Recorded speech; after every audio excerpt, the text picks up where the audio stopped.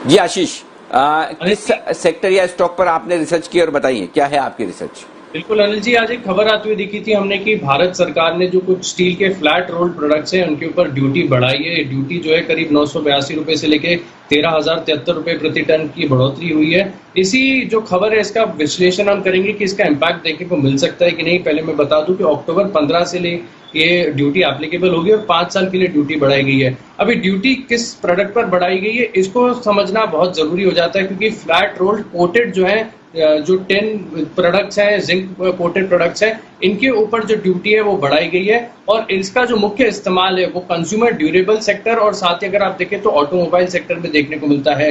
इस खबर का विश्लेषण हमने किया कि इसका इम्पैक्ट कितना देखने को मिल सकता है। तो दरअसल अगर आप देखें तो क्योंकि इस प्रोडक्ट का जो इस्तेमाल होता है वो कंज्यूमर ड्यूरेबल और ऑटोमोबाइल सेक्टर में होता है, जहां पर हम काफी लंबे समय से एक स्लो डाउन देख रहे हैं। तो ऑलरेडी अगर आप इंपोर्ट्स देखें तो इस स्पेसिफिक प्रोडक्ट के इंपोर्ट्स भारत में थोड़े कम ही होते हुए नजर आए। साथ ही अगर आप देखें तो घरेलू बाजार में जो कीमतें हैं वो ऑलरेडी इंपोर्ट के हिसाब से देखें तो 8 से लेके 12% के डिस्काउंट पर चल रही हैं। यानी जो एक ऑलरेडी अगर आप देखें तो ज्यादा हेडरूम मिलता नहीं है। साथ ही अगर आप देखें तो क्रिसिल की एक रिपोर्ट आती हुई दिखी थी जहां पर कहा जा रहा था कि Q1 FY21 में जो स्टील की डिमांड है उसमें 60 से लेकर 65% की गिरावट देखने को मिल सकती है। ऐसे में जब मांग को लेकर विजिबिलिटी नहीं है और कीमतें ऑलरेडी डिस्काउंट पर चल रही हैं तो इस ड्यूटी से कुछ ज्यादा फायदा देखने को नहीं मिलेगा। मैं आपको बता दूं कि काफी सारे जो स्टील के प्रोडक्ट्स हैं उनके ऊपर ऑलरेडी ड्यूटी इन प्लेस है, लेकिन उसका हम देख रहे हैं कि कोई मटेरियलिस्टिक इम्पैक्ट देखने को मिल रहा है। लगातार हम देख रहे हैं जो कंपनियां अपने मार्जिन रिपोर्ट कर रही हैं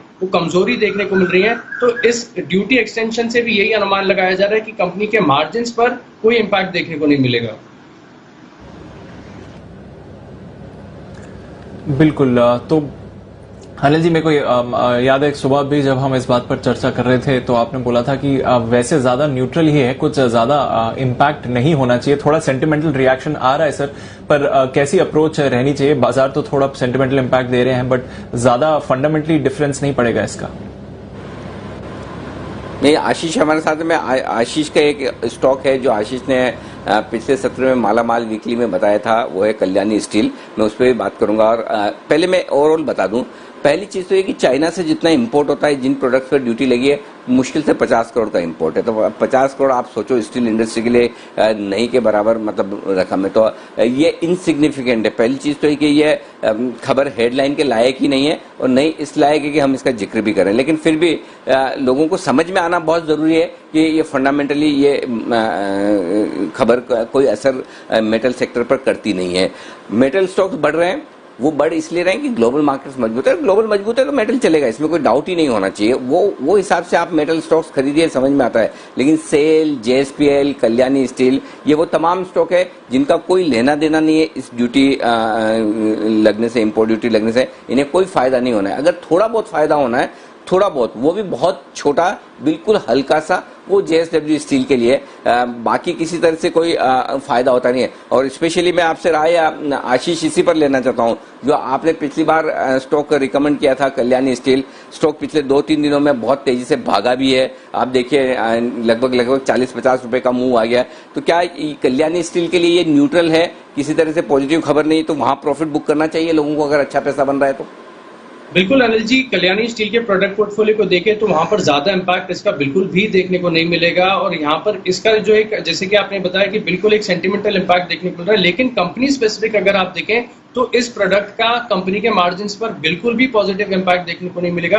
किसी भी तौर पर आप इसका आकलन करके देख लीजिए, मार्जिन के वाइज, कामकाजी मुनाफे के हिसाब से देख लें तो इस खबर का जो है इंपोर्ट ड्यूटी एक्सटेंशन का कल्याणी स्टील को मॉनेटरी वाइज, फाइनेंशियल्स में कोई भी फायदा देखने को नहीं मिलेगा।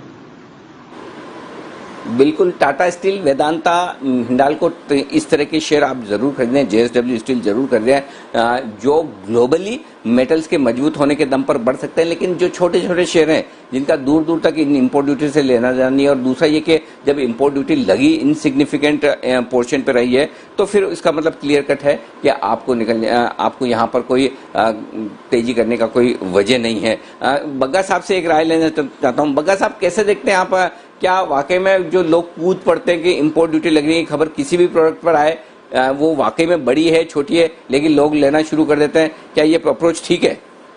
नहीं, बिल्कुल नहीं है। और मैंने ये भी देखा है कि कुछ विरोधी चैनल आपके ऐसे स्टॉक्स के नाम भी देते हैं अनिल जी, जो बहुत गलत है, क्योंकि जैसे आपने कहा कि इतना कुछ है ही नहीं चाइना से जो माल आ रहा है। जो चीज मेटल्स को दौड़ा रही है फंडामेंटली अगर आप देखें तो चाइना ने बोला है कि वो क्रेडिट अपना 20% बढ़ाएंगे इस साल, और तो बैंक लोन्स उनके 20% बढ़ेंगे।